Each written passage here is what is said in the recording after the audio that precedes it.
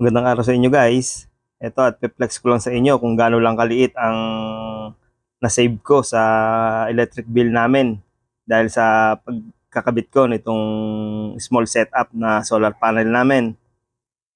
Meron lang akong 100 watts na solar panel at saka dalawang e-bike na battery na 12 volts 25 ah na nakaparallel kaya 50 ah na siya. At ayan pa yung mga LDB, relay, inverter,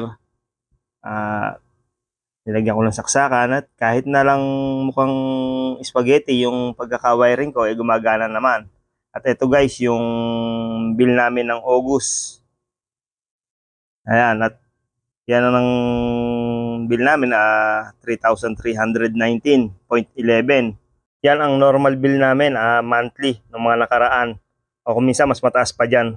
At ito yung September namin na nag-bill kami ng 2,505 at nakabawas na ng 814 sa 3,319 na bill namin noong August. At ito yung bill namin ng October at nag-bill kami ng 2,360, nabawasan uli ng 145 pesos mula sa bill namin ng September. At ito yung bill namin ng November. Ayan. Nag-bill kami dyan ng 1,447 at nakabawas uli ng 913. Dalawa na yung battery dyan at kasi sa August, September, October, isa pa lang yung battery ko dyan, 25 ah pa lang.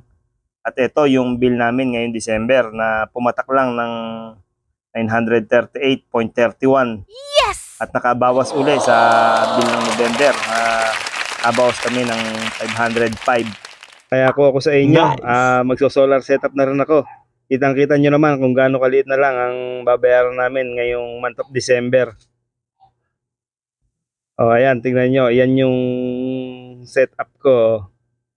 Ayan, mga lumang saksakan. Yung inverter ko, luma na yan.